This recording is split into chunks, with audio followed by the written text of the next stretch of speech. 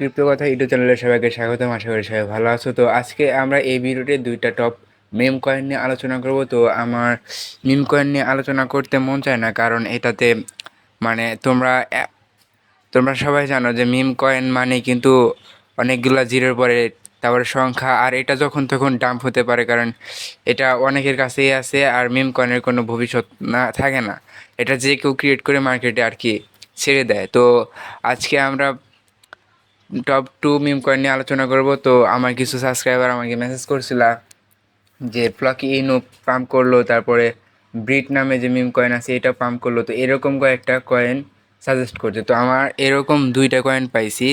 তো ভিডিও শুরু করার আগে মার্কেট আপডেট অবস্থা দেখি। মার্কেট এখন আর কি একটু পাম্পে আছে, কারণ বিটিসি কিন্তু $71,156 71,000 টাচ করছে। এবং আমি যে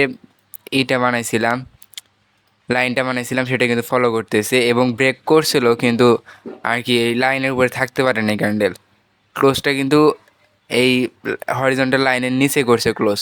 তো আরেকটা ক্যান্ডেল তৈরি হয়েছে, এটা যদি ব্রেক করে তো আমরা নেক্সট টার্গেট $73,000 দেখবো। আর 73,000 যদি ব্রেক করে তাহলে আমরা $80,000 ইনশাল্লাহ বিটকয়েনকে দেখতে পাবো। তো তারপরে প্রথম যে কয়েনটা সেটা হলো এই কোক ইনো। তো কোক ইনো আমি কিসের জন্য সাজেস্ট করলাম, কারণ এটার যদি আমরা ওয়াল দেখি, এটা লো ক্যাপ মাত্র 187 মিলিয়ন মার্কেট ক্যাপ। তো এখান থেকে যদি 1 বিলিয়ন মার্কেট ক্যাপ করে 5x ইজিলি রিটার্ন পাবা। তো এটা যদি আমরা ওয়ালে যাই, ওয়ালে দেখো এটা কিন্তু একবার, দুইবার, তিনবার কিন্তু আপে গেছিলো, তারপরে কিন্তু সাইড ওয়েজে চলতেছে। এখানে সাইড ওয়েজ চলছে, তারপরে আপ, এখানে সাইড ওয়েজ চলতেছে কিন্তু আপ করে নাই। অথচ আমরা দেখতেছি যে মার্কেটে যত মিম কয়েন আসলো সবগুলা কিন্তু পাম্প করছে মোটামুটি 3x 5x 10x already pump করছে, কিন্তু এই কয়েনগুলো কিন্তু পাম্প করে নাই। তো কোকিনো আপনারা বাই করতে পারেন। এটা সার্কুলেটিং 100%, মানে এটার যে টোটাল সাপ্লাই সেটা সবগুলাই সার্কুলেটিংয়ে চলে এসেছে। ওটার যদি আমরা মার্কেট দেখি, market by Bitget, STX, KuCoin, MXC, Bitget ভালো ভালো এক্সচেঞ্জের লিস্ট আছে। তবে এটা এখনও বাইন্যান্সি লিস্ট হয় না, আর বাইন্যান্সি লিস্ট হলে কিন্তু আরও ভালো ট্রেন্ডিংয়ে থাকবে। আর এটা অ্যাভালান্স চেনের উপরে ডেভেলপ করা হয়েছে। আর এটার যদি আমরা অল টাইম হাই দেখি, অল টাইম হাই থেকে মাত্র 58% ডাউনে আছে, আর অল টাইম লো থেকে 1,182% আপে আছে। তো দ্বিতীয় যে কয়েনটা সেটা হলো শিবা ইনু। তো শিবা ইনু আমি কেন বললাম, কারণ কিছুদিন আগে একটা নিউজ বের হয়েছিল ফ্লকি নিয়ে কি নিউজ বের হয়েছিল, যে ডিভিডি নামে একটা যে কোম্পানি, সেটা কিন্তু $12 মিলিয়ন কিন্তু ফ্লকি ইনুতে ইনভেস্ট করেছে।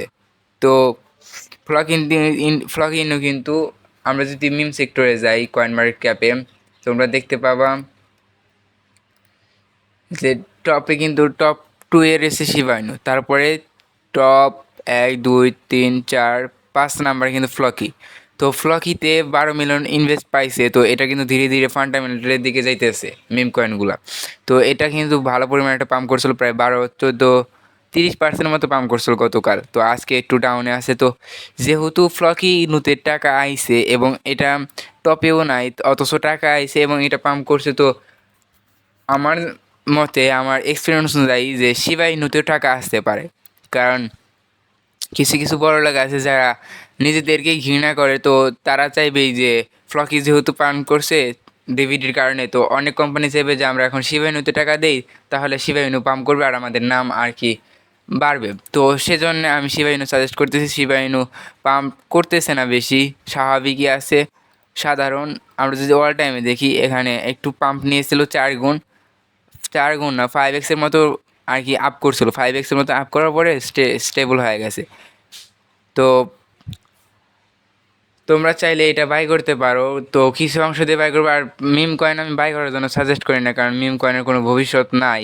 আর যদি বাই করতে চাও, এমন একটা অ্যামাউন্ট তোমরা এই মিম কয়েনে ইনভেস্ট করবে যেটা হারালে তোমাদের কিছু হবে না।